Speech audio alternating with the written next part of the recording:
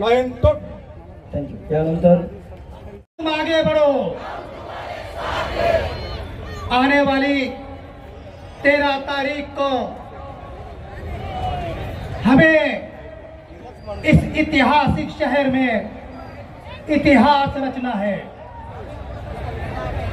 आने वाली 13 तारीख को जनाब अफसर खान साहब को हमें बहुमत से जिताना है। आज हम यहाँ जो जमा हुए हैं, हमारा मकसद है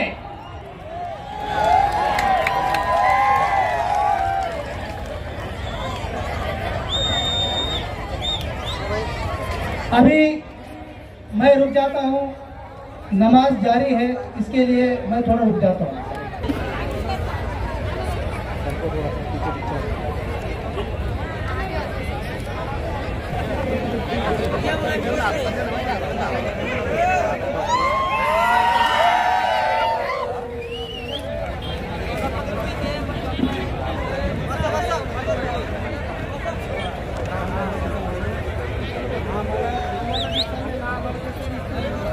जैसे कि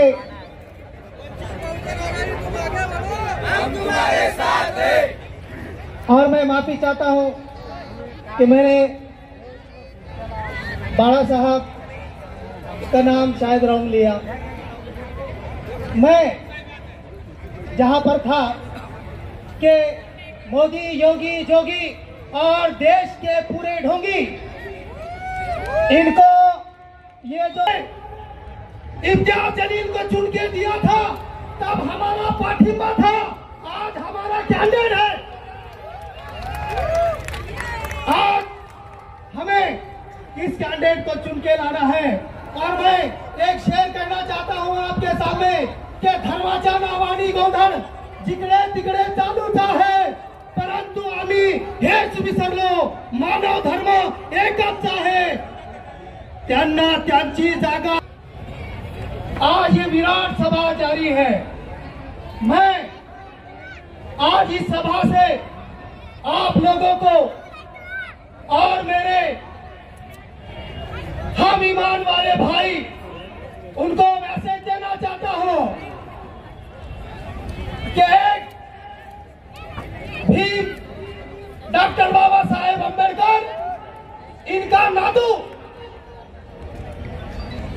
आप सल्लल्लाहु अलैहि वसल्लम के शान में गुस्ताखी करने वालों के खिलाफ एक बिल लेके आता है। भाषण नहीं करना है सभी मैं बाड़ा साहब अम्बेडकर साहब की एक बात से प्रभावित हुए।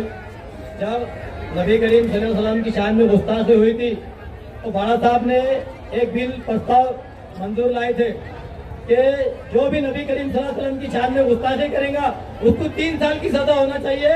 मैं इस बात से मुतासिर हूँ, इसलिए मैं आज वंचित बहुजन आघाड़ी में प्रवेश कर रहा हूँ। और एक आखिरी बात, एक 2 मिनट की बात, मेरी बात सुन लीजिए भाई, आप भी तो सुना रहा हूँ। जब मैं MIM के अंदर था, मैंने पिछले खासदार के इलेक्शन में फुटीलैंड में एक सभा करा था। फुटीलैंड में पिछले खासदार के खिलाफ 2 अल्फाज बोला था। उन्होंने इमीडिएट उस वक्त CM फडणवीस साहब को फोन करके सुबह मुझे अरेस्ट करा दिया, 14 महीने मुझे जेल में रखा और आमदार के इलेक्शन तक मुझे बाहर नहीं आने दिया। और मैं चैलेंज करता हूँ सभा से, आज आप मुझे अंदर डाल के बताओ, क्योंकि संविधान यहाँ बैठा है। आज मुझे अंदर डाल के बताओ, क्योंकि संविधान यहाँ बैठा है, बाड़ा साहब यहाँ बैठे हैं। आज अंदर डाल के बताओ कुछ मारे जल्दी दो। और रही बात अफसर खान की बात, मैं जब सभागृह के अंदर मैं जब मुद्दे उठाता था तो कोई भाई का लाल मेरे साथ ही था, वो सिर्फ अफसर खान था। अफसर खान ने मुझे सपोर्ट किया और हमेशा सपोर्ट करते रहे। और एक बात बता दो, मैं 14 महीने जेल में था तो मेरी माँ दारुसलाम हैदराबाद गई, रमजान का महीना था, दारुसलाम के अंदर रोजे के अंदर मेरी माँ दारुसलाम के इर्द गिर्द भटक रही थी। असद अवी से कांटेक्ट करने की कोशिश करी थी, मेरे बच्चे को बाहर लाओ, मेरे बच्चे को बाहर लाओ। ये असद अवी ने मेरी माँ को धुतकार क्या काल दिया, मेरे भाई मेरी माँ को धुतकार क्या काल दिया। आज मैं आपसे तो बहुत अदबन गुजारिश करता हूँ, मेरी आप बीती सुना रहा हूँ मेरे भाई। 4 नंबर बटन दबाकर मेरे भाई को कामयाब कीजिए, बाड़ा साहब को कामयाब कीजिए। मैं गुजारिश करता हूँ मेरे भाई, मेरी माँ रोने की हालत में दर भटक रही थी। मैं बता नहीं सकता, मैं 14 महीने इन्होंने मेरे साथ क्या किया, मुझे झूठे केस में फंसाया। आप फडणवीस से इनकी साठगांठ है, साठगांठ है इनकी। वो सिंगारे बोलता पीआई, हमको ऊपर से प्रेशर है। अरे किसका प्रेशर है? अरे फडणवीस का प्रेशर है बोलता। मेरे को 14 महीने जेल में रखे। मेरा तबाह, मेरा खानदान, मेरे लोग मेरे घर तक आ गए, मेरा खानदान तबाह बर्बाद कर दिया। अगर आज कुछ लोगों की दुआओं से, तुम्हारी लोगों की दुआओं से टिका हुआ हूँ और इंशाल्लाह खबर में ठंडा होऊंगा और एमआईएम को यहाँ से जड़ से उखाड़ने का काम मजलिस से क्या वंचित आघाड़ी करेंगे, बाड़ा साहब करेंगे। मैं मुसलमानों से अपील करूंगा, 2 लाख से गिनती स्टार्ट होंगी। वंचित बहुजन आघाड़ी बाड़ा साहब के पीछे खड़ा है, 2 लाख से गिनती स्टार्ट होंगी। मुसलमानों 2 लाख वोट दे दो, हमारी सीट निकलेगी इंशाल्लाह। और आखिरी चंद अशार पे अपनी बात खत्म करूंगा। टाइम 4 नंबर बटन दबाकर गैस सिलेंडर को कामयाब कीजिए। हाथ जोड़कर विनती करता हूँ मेरे भाई, आज अल्लाह के वास्ते, अल्लाह रसूल का वास्ता तुम्हारे को है मेरे भाई।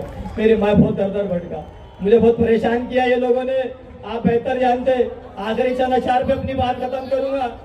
हर सिमत मचलती किरणों ने अब सूने शबे गम तोड़ दिया।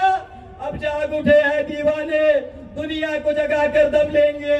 ये बात आया है दुनिया पर, हम फूल भी है तलवार भी है, या बस में जहां महकाएंगे या खो में नहा कर दम लेंगे। सोचा है कफील अब कुछ भी हो, हर हाल में अपना हक लेंगे। इज्जत से जिए तो जी लेंगे, या जाम शहादत पी लेंगे। अल्लाह अकबर, जय भीम, जय महाराज। डरता नहीं जातिवाद के शक्ति के बाद से। आज हिंदुस्तान का भविष्य बनने जा रहा है 4 जून को। आज जातिवादी शक्ति दिल्ली में बैठी है, हमको और आपको मिलके जातिवादी शक्ति को उखाड़ कर फेंकना है, क्योंकि जातिवादी शक्ति मनुवादी संविधान बदलने की बात करती है, एनआरसी लाने की बात करती है, हिंदू राष्ट्र बनाने की बात करती है।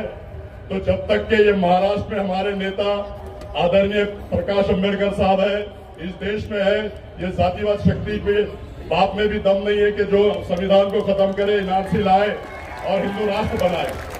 आज मैं आप लोगों को बताता चलूं कि आप सबको माननीय आदरणीय प्रकाश अंबेडकर साहब को सुनना है, लेकिन जो ये रूमर्स फैला रहे हैं, जो हवा फैला रहे हैं कि प्रकाश अंबेडकर साहब ने एक मुसलमान के खिलाफ मुसलमान दिया, तो मैं आप लोगों को बता दूं कि पूरी शिद्दत और पूरी ताकत के साथ प्रकाश अंबेडकर साहब का ये सिपाही आप लोगों के सामने बोलता है, पूरी ताकत के साथ। बाड़ा साहब मेरे पीछे खड़े हैं, दलित समाज मेरे पीछे खड़ा है। 2 से 2.5 लाख वोट बाड़ा साहब के शुरू होंगे और उनको 1 से 2-2.5 लाख तक आना पड़ेगा। मैं मुस्लिम भाइयों 25 साल से आप लोगों की खिदमत कर रहा हूं, आप लोगों के साथ हूं, हर मसले मसाइल में मैं आप लोगों के साथ आता हूं। तो आप लोगों को आने वाली 4 तारीख को 13 तारीख को 4 नंबर के बटन को दबा के भारी अक्सरियत से, मुझे नहीं बाड़ा साहब को आपको ताकत देना है, बाड़ा साहब के साथ सिपाही को ताकत देना है और लोकसभा में जाकर मोदी और अमित शाह की आंखों में आंखें डालकर ये अफसर खान बात करेंगे, ऐसा मैं कहता हूं। दूसरी बात मैं ये बता दूं कि बाड़ा साहब पूरी डंके की चोट पे अफसर खान के पीछे खड़े हैं और डंके की चोट पे अफसर खान औरंगाबाद शहर से और जिले से चुन के आएंगे। डंके की चोट पे आप लोग मुझे साथ देंगे। और ये लोग बोलते हैं तो सुन लो, ये कितने लोगों को कहां गिराते हैं। अभी हैदराबाद की इलेक्शन हुई, 4 उम्मीदवार वहां मुसलमान थे, जिसमें मोहम्मद अजहरुद्दीन जो वर्ल्ड फेमस प्लेयर है उसके सामने मुस्लिम कैंडिडेट दे दिया। शब्बीर अली डिप्टी सीएम, उनके खिलाफ मुस्लिम उम्मीदवार दे दिया और 2 भाइयों के खिलाफ मुस्लिम उम्मीदवार दे दिया। चारों को गिराने का काम किसने किया? इन लोग ने किया। अरे बाड़ा साहब तो चुना कर लाने के लिए अफसर खान को दिए हैं और अल्लाह के फजलो करम से आप लोगों को सिर्फ साथ देना है और बाड़ा साहब मेरे साथ है, दलित समाज मेरे साथ है और आप लोगों को साथ देकर मुझे चुना कर देना है। दूसरी बात मैं आपको बता दूं बॉम्बे में आरिफ नसीम खान को 250 वोटों से गिरा दिया गया, बाबा सिद्दीकी को गिरा दिया गया, नवाब मलिक को गिरा दिया गया, फरहान आजमी को गिरा दिया गया। किसने गिराया? इन लोगों ने गिराया। और ये हम इनको वोट कर दिया गया, हम उनको गिराने के लिए खड़े। अरे हम तो डंके की चोट पे चुन के आने के लिए खड़े। अगर तेरे को गिराना होता तो तू 4400 वोटों से आया, 2019 में मैं खड़े रह के तेरे को गिरा देता। लेकिन बाला साहब ने आज मुझ पर विश्वास किया और बाला साहब ने ऐलान किया नेशनल चैनल पे कि औरंगजेब के शहर से, औरंगाबाद से अगर कोई जीतेगा दूसरी बार तो वो मुस्लिम उम्मीदवार अफसर खान ही जीतेगा। ये बाला साहब की आवाज है।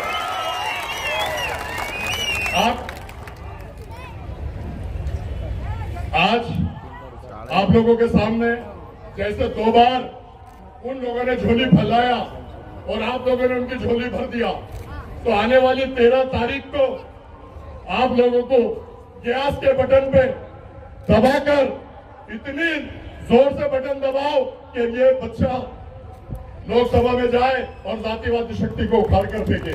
ऐसा मैं कहता हूं। और वो झोली फैलाते, मैं भी आप लोगों के सामने झोली फैला रहा हूं। अल्लाह के वास्ते, रसूल के वास्ते मेरी भी झोली भर दो।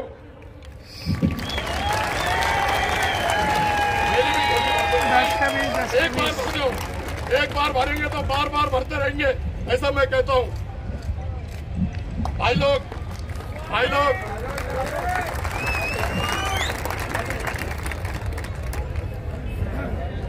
अल्लाह हाफिज, खुदा हाफिज। एक शेर के साथ अपनी जगह लेता हूँ।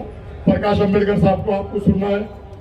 हयात लेके चलो, कायनात लेके चलो, हयात लेके चलो, कायनात लेके चलो।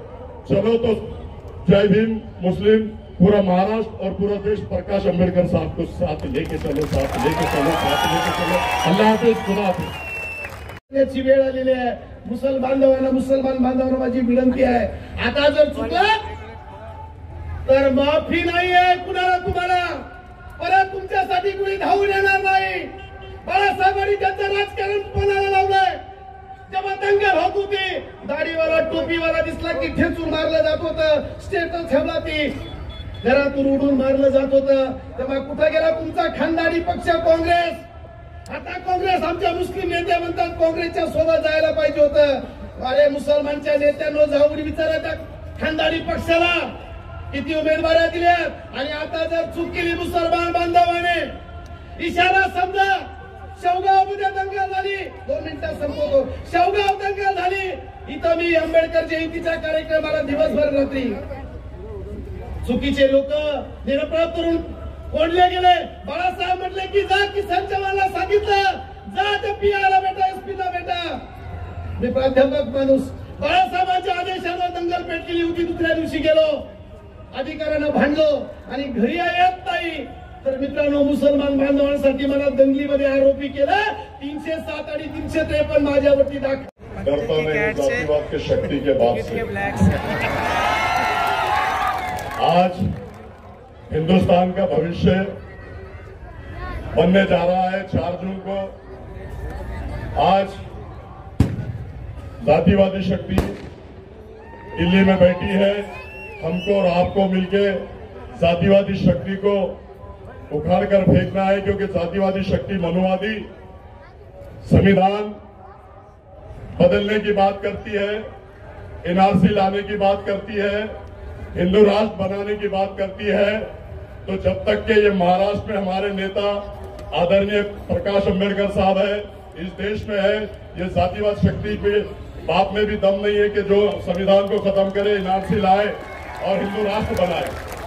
आज मैं आप लोगों को बताता चलूं कि आप सबको माननीय आदरणीय प्रकाश अंबेडकर साहब को सुनना है, लेकिन जो ये रूमर्स फैला रहे हैं, जो हवा फैला रहे हैं कि प्रकाश अंबेडकर साहब ने एक मुसलमान के खिलाफ मुसलमान दिया, तो मैं आप लोगों को बता दूं कि पूरी शिद्दत और पूरी ताकत के साथ प्रकाश अंबेडकर साहब का ये सिपाही आप लोगों के सामने बोलता है, पूरी ताकत के साथ। बाला साहब मेरे पीछे खड़े हैं, दलित समाज मेरे पीछे खड़ा है। 2 से 2.5 लाख वोट बाला साहब के शुरू होंगे और उनको 1 से 2-2.5 लाख तक आना पड़ेगा। मैं मुस्लिम भाइयों 25 साल से आप लोगों की खिदमत कर रहा हूं, आप लोगों के साथ हूं, हर मसले मसाइल में मैं आप लोगों के साथ आता हूं। तो आप लोगों को आने वाली 4 तारीख को 13 तारीख को 4 नंबर के बटन को दबा के भारी अक्सरियत से, मुझे नहीं बाला साहब को आपको ताकत देना है, बाला साहब के साथ सिपाही को ताकत देना है और लोकसभा में जाकर मोदी और अमित शाह की आंखों में आंखें डालकर ये अफसर खान बात करेंगे, ऐसा मैं कहता हूं। दूसरी बात मैं ये बता दूं कि बाला साहब पूरी डंके की चोट पे अफसर खान के पीछे खड़े हैं और डंके की चोट पे अफसर खान औरंगाबाद शहर से और जिले से चुन के आएंगे। डंके की चोट पे आप लोग मुझे साथ देंगे।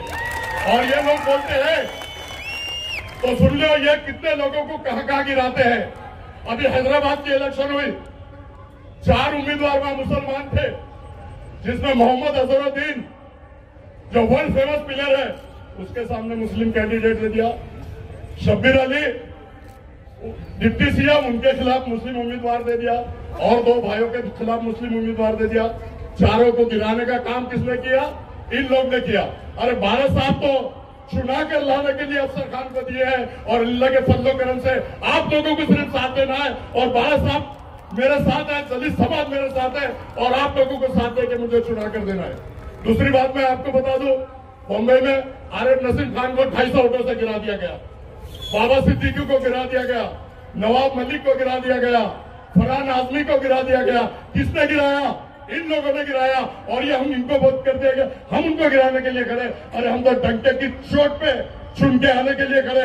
अगर तेरे को गिराना होता तो तू 4400 वोटों से आया, 2019 में मैं खड़े रह के तेरे को गिरा देता। लेकिन बाला साहब ने आज मुझ पर विश्वास किया और बाला साहब ने ऐलान किया नेशनल चैनल पे कि औरंगजेब के शहर से, औरंगाबाद से अगर कोई जीतेगा दूसरी बार तो वो मुस्लिम उम्मीदवार अफसर खान ही जीतेगा। ये बाला साहब की आवाज है।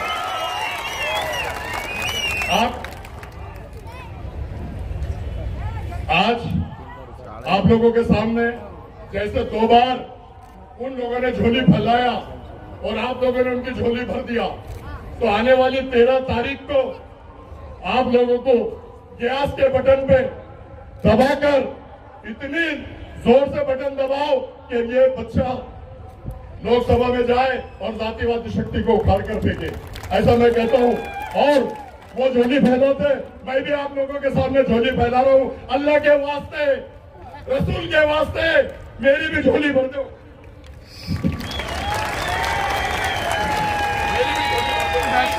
एक बार भर दो, एक बार भरेंगे तो बार बार भरते रहेंगे, ऐसा मैं कहता हूं। भाई लोग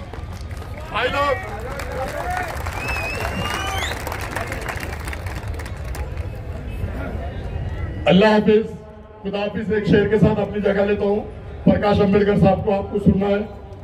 हयात लेके चलो, कायनात लेके चलो, हयात लेके चलो, कायनात लेके चलो।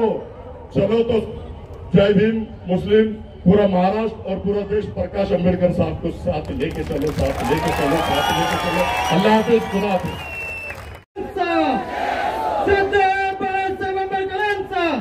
यानंतर वंचित बहुजन आघाडीचे श्रद्धेय बाळासाहेब आंबेडकर आपल्या मागे बसले। ये मोबाईल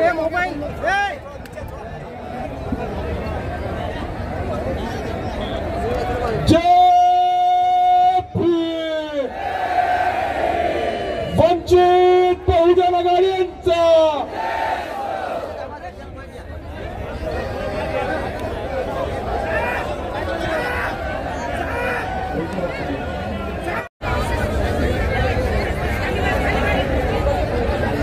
तेरा तारखेला जी निवडणुका होतात आहेत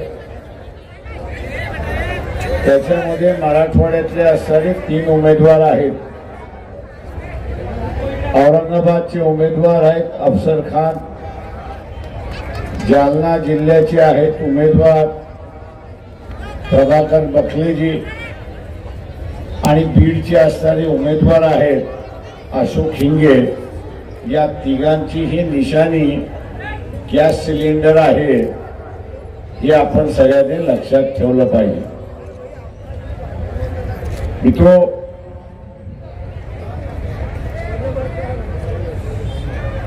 या निवडणुकीमध्ये आपण असताना पाहिलंय उमेदवार काँग्रेस शिवसेनेचा असेल किंवा भारतीय जनता पक्ष, शरद पवार, भारतीय जनता पक्ष, अजित पवार आणि एकनाथ शिंदे यांच्या उमेदवार आपण बघितले तर एकाच समाजाचा आहे. औरंगाबाद मधला त्याचा असताना फरक आहे, एवढीच असणारी परिस्थिती आहे. हे नुसते एका समाजाचे नाही तर हे नात्या गोत्याचे आहेत, हे आपण सर्व लक्षात घ्या.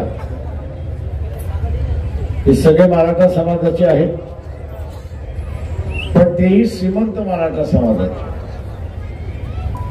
जरांगे पाटील यांनी उभा केलेला जो मराठा समाजातला वर्ग आहे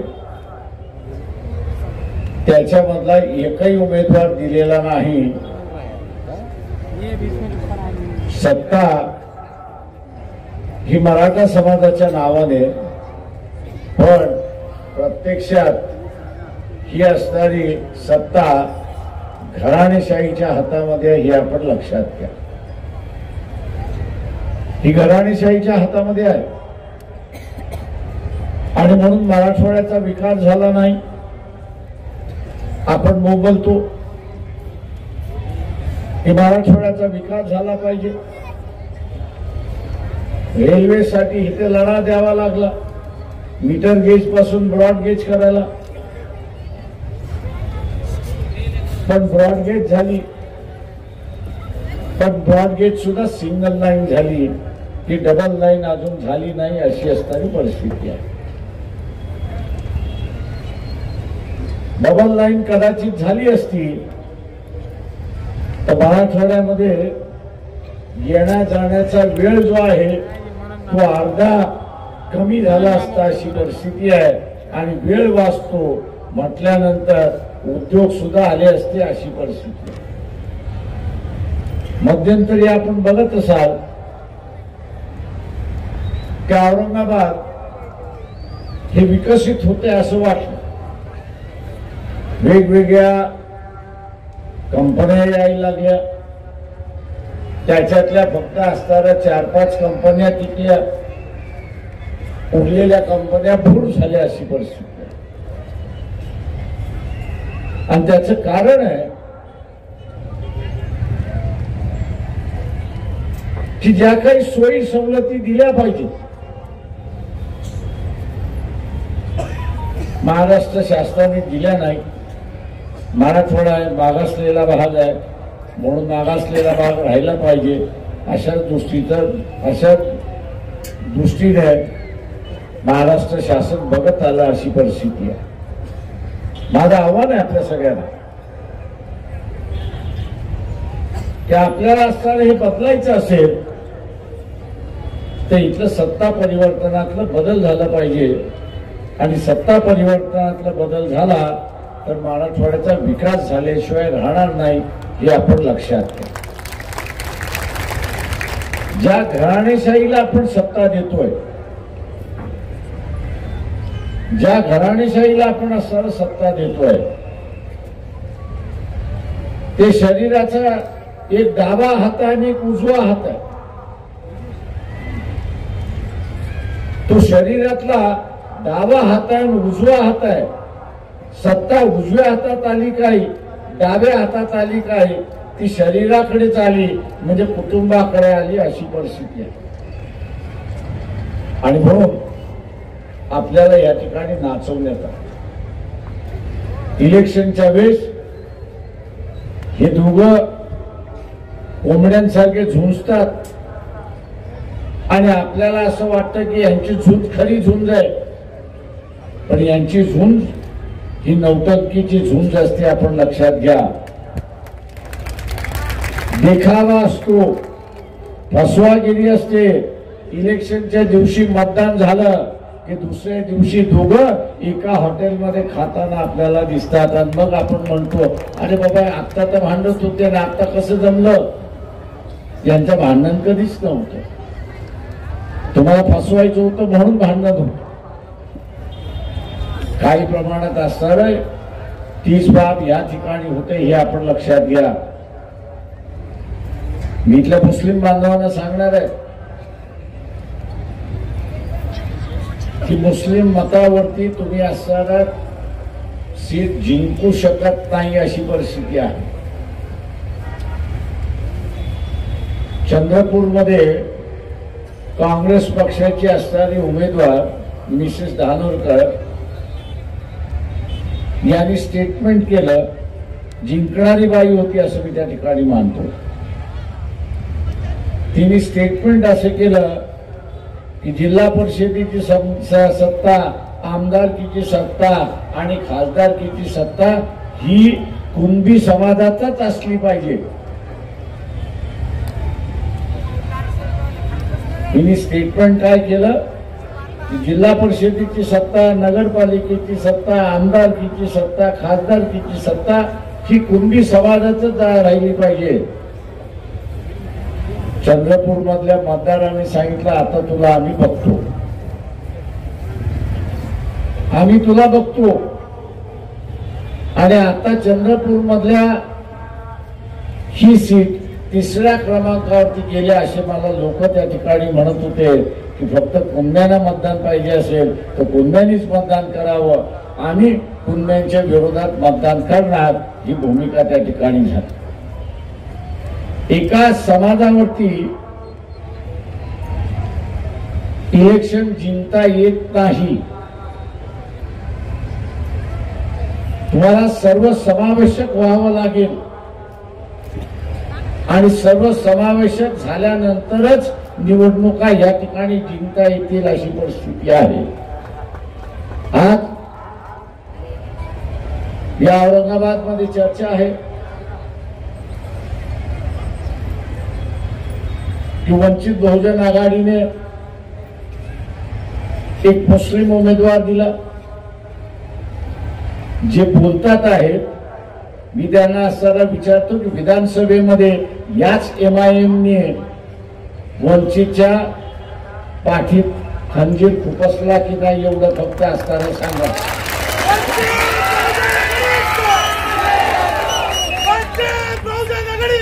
मुस्लिम मतांवरती असणारा MIMचा उमेदवार जिंकून आला नाही. ते MIMचा उमेदवार जिंकून आला इथल्या OBCच्या मतावरती जिंकून आला, हे एवढं लक्षात घ्या. मुस्लिम कार्यकर्ता मुसलमानाच्या विरोधात भूमिका घेत नाही. मुस्लिम समाज पाठीमागे राहिलाय त्याचं एकमेव कारण की त्याच्या समाजातला वाईट माणूस मुस्लिम कार्यकर्ता वाईट असला तरी त्याच्या विरोधात तो भूमिका घेत नाही आणि त्याला सांगत नाही की तू असताना सुटलेला आहेस.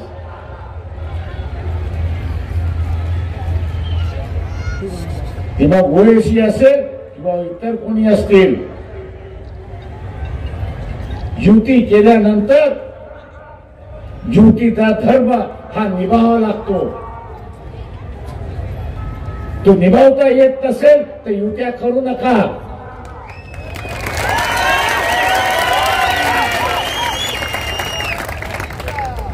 युत्या करता येत नसेल आणि धर्म निभावता येत नसेल तर युत्या करू नका. मुस्लिम बांधवांना माझं असणारं आव्हान आहे की हिंदू समाजामधला जो सेक्युलर मिजाज आहे त्यांनी आपल्या समाजाच्या विरोधात जाऊन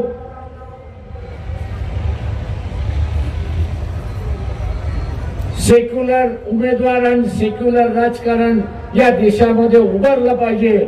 म्हणून त्यांनी असणारा एका मुस्लिम माणसाला मतदान दिलं. त्याची कदर तुम्हाला आहे की नाही?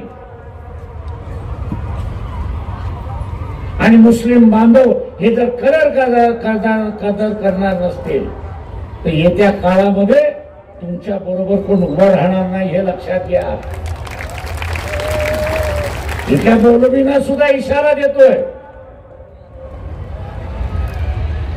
की मानवतेच्या नात्याने आम्ही तुमच्या बरोबर उभे राहू, पण तुम्ही सुद्धा मानवतेच्या नात्याने माणुसकी बरोबर आणि सेक्युलर बरोबर उभं राहायला त्या ठिकाणी शिकलं पाहिजे.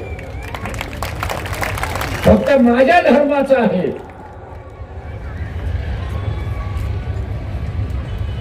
आणि म्हणून सर्व गुन्हे माफ अशी असणारी भूमिका घेणार असाल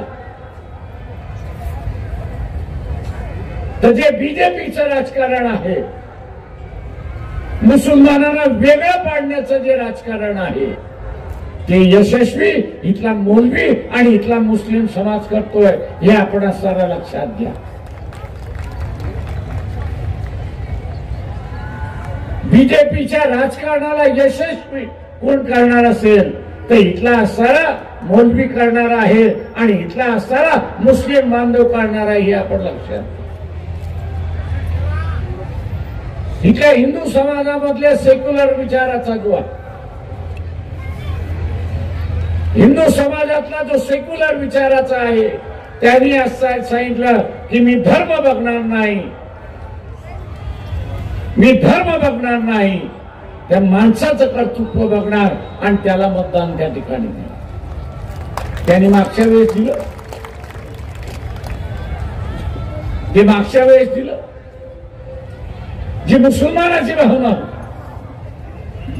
ते आम्हाला इथे असणारं हिंदू मतदान देत नाही आणि जिंकत नाही, ती सगळी पार मोडीत काढली अशी परिस्थिती, ती पूर्ण मोडीत काढली. आणि या देशातला सेक्युलर हा मुसलमानाला सुद्धा जिंकू शकतो हा इतिहास त्यांनी निर्माण केला, हा इतिहास निर्माण केला. हा इतिहास तुम्हाला कायम करायचा आहे की नाही हा त्याच्यातला महत्वाचा भाग. हा जो इतिहास निर्माण झालेला आहे तो इतिहास तुम्हाला कायम ठेवायचा आहे की नाही हा त्याच्यातला असणारा महत्वाचा भाग.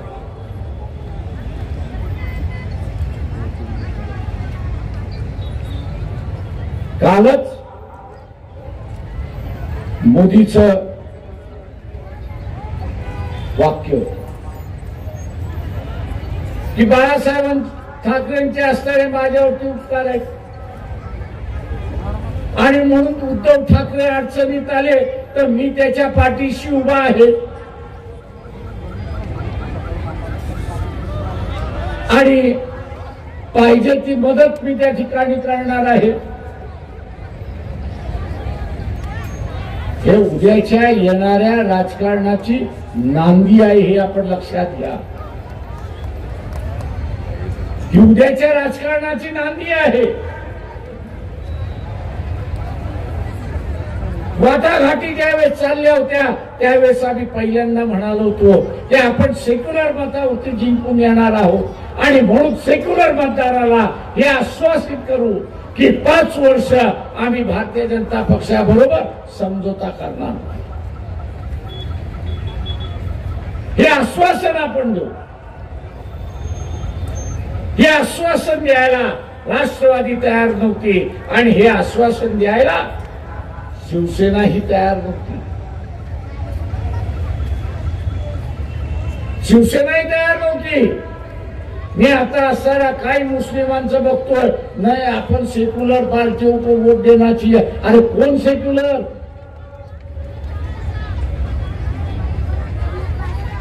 कोण सेक्युलर? 25 वर्ष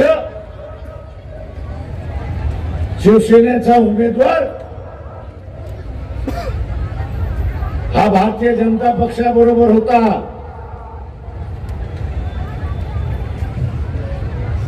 भारतीय जनता पक्षाबरोबर होता.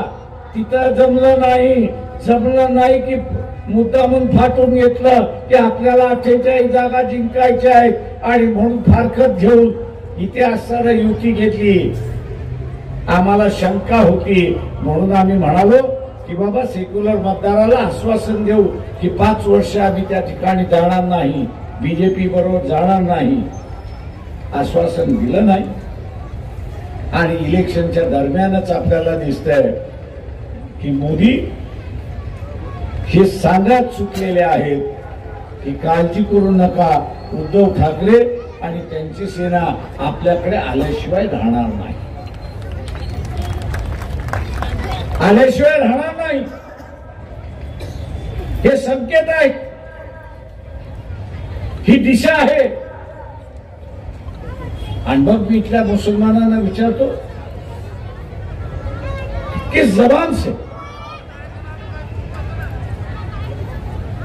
किस जबान से आप ये कह रहे हो?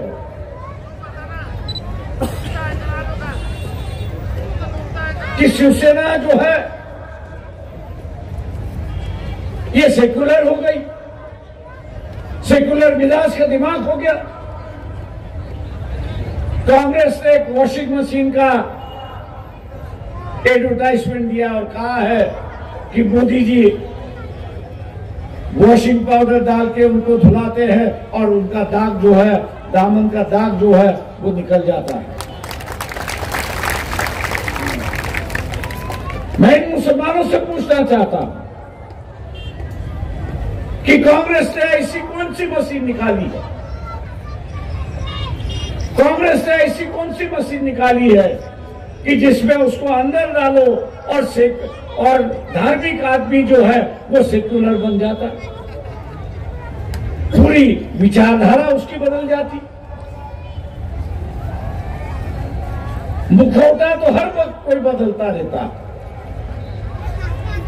लेकिन मुखौटे के पीछे जो असली तस्वीर है वही सामने लेने की चली है। ये मुखौटा जो है ये दिखावा। अगर मुस्लिम समाज यहां पे चूक गए, अगर मुस्लिम समाज यहां पे चूक गया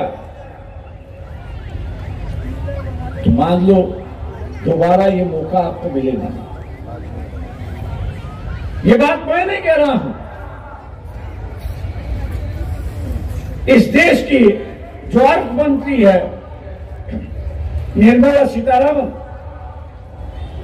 उनके जो पति है वर्कला प्रभाकरन, उनकी 10 या 12 दिन पहले वीडियो पे मुलाकात है और उस वीडियो के मुलाकात में उन्होंने कहा है कि अगर दोबारा मोदी चुन के आते हैं तो संविधान के बचेगा तो नहीं, लेकिन उन्होंने मुसलमानों को आगाह किया है, ईसाइयों को उन्होंने आगाह किया है और ये कहा है कि अगर बीजेपी और मोदी दोबारा सत्ता पर आते हैं तो मुख्यमंत्री के वक्त में जो गोधरा में हुआ, मुख्यमंत्री के वक्त जो गोधरा में हुआ और प्राइम मिनिस्टर होते हुए जो मणिपुर में हुआ कत्लेआम जो हुई, वही सिलसिला वो कह रहे हैं कि भारत के गली गली में हो, भारत के गली गली में होगा। ये कोई छोटा मोटा आदमी नहीं है,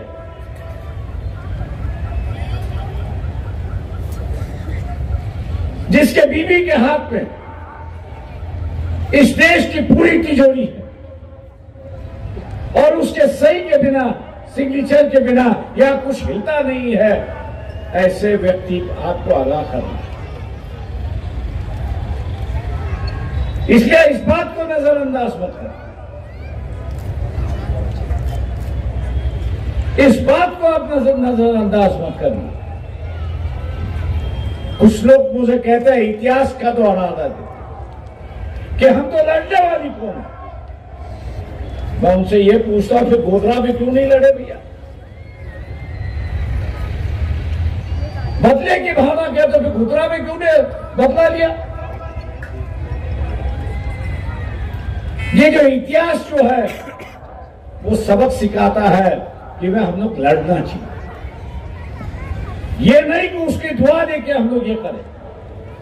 अगर हम लड़ेंगे नहीं तो अपने आप को बचाएंगे नहीं, और लड़ना है तो या इस बार वोट के माध्यम से लड़ना है और यही देखना है कि हम लोग दोबारा इतिहास इस औरंगाबाद में दोबारा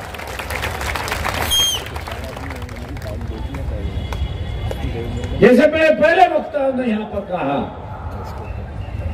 कि जो वंचित बहुजन अघाड़ी के साथ में जो मतदार है, वंचित बहुजन अघाड़ी के साथ में जो मतदार है वो मतदार आज भी अफसर के साथ में,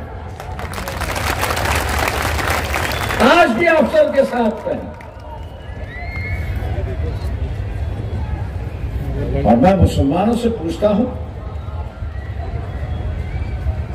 आप हारने वाले के साथ जुड़ोगे या जीतने वालों के साथ जुड़ोगे?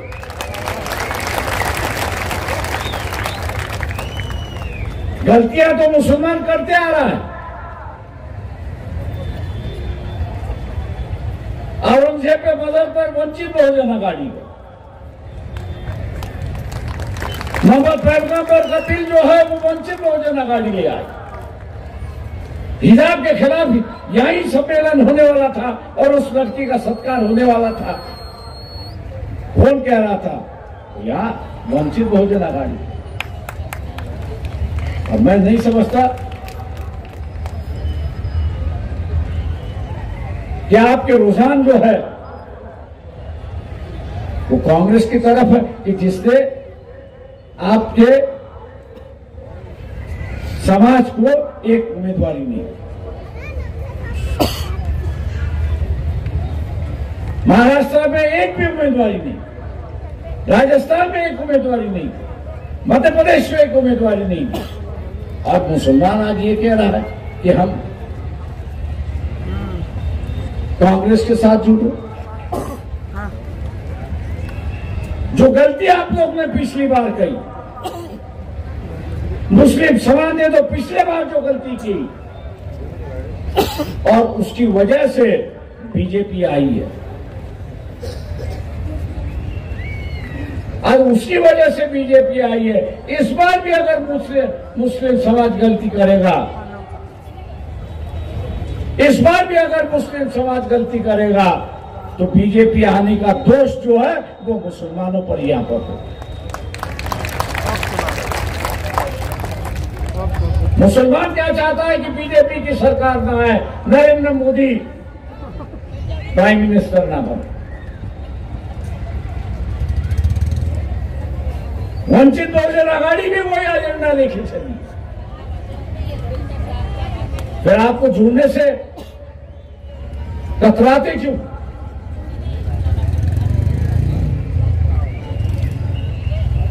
आप जोड़ने से कतराते क्यों? आपका मजहब तो ये सिखाता है कि जिस पर जुल्म हो रहा है, अत्याचार हो रहा है, उसको साथ दो, उसके साथ हो तो अल्लाह आपको दुआ दो। यहां मालियों को टिकट नहीं है, धनगरों को टिकट नहीं है, और किसी समाज को नहीं दिया। और अत्याचार जो होता है वो जिनको टिकट दिया हुआ है कांग्रेस वालों ने, वही तो अत्याचार मुसलमानों पे कर रहा है। इस बात को आप भूल गए। एक नया रास्ता, दोस्ती का रास्ता, भाईचारे का रास्ता, विश्वास का रास्ता, सेक्युलर का रास्ता वंचित बहुजन अघाड़ी आपके सामने रखते हैं। वंचित बहुजन अघाड़ी आपके सामने रखते हैं। आज बीजेपी और नरेंद्र मोदी ये कह रहे हैं, इनडायरेक्टली कह रहे हैं कि कांग्रेस का जो एजेंडा है वो मुस्लिम लीग का एजेंडा है, और उसके आगे जाके ये कह रहे हैं कि देश का बंटवारा हो। कभी आपने सोनिया गांधी, राहुल गांधी, खड़गे ने इसके खिलाफ का बयान दिया, यह आपने सुना है? जिनकी हिम्मत नहीं है अपनी इज्जत बचाने की, अपनी इज्जत बचाने की हिम्मत नहीं है, वो आप लोगों की क्या हिफाजत है? आपकी अगर हिफाजत करना है तो आपको ही हिफाजत करना जरूरी है। और इसलिए मैं आप लोगों से ये कहता हूं कि हम लोगों की कोशिश है कि मुस्लिम समाज अपने पैरों पर खड़ा हो, और इसलिए इस इलेक्शन में 5 जगह जो है वो मुसलमान कैंडिडेट हम लोग ने उतारे। अफजल खान उसमें से एक है। वक्त हो चुका है, वक्त हो चुका है। इसलिए मैं आपसे गुजारिश करता हूं, विनती करता हूं कि तीनों उम्मीदवारों की जो निशानी है ये गैस सिलेंडर है, गैस सिलेंडर का सामने का बटन दबाकर इनको भारी वोटों से जिताइए। इन्हीं लफ्जों के साथ रजा लेता हूँ। खुदा यानंतर वंचित बहुजन आघाडीचे जिल्हाध्यक्ष योगेश जिबन या ठिकाणी आभार मानते। टाइम हो गया, गुन्हा दाखिल करा था।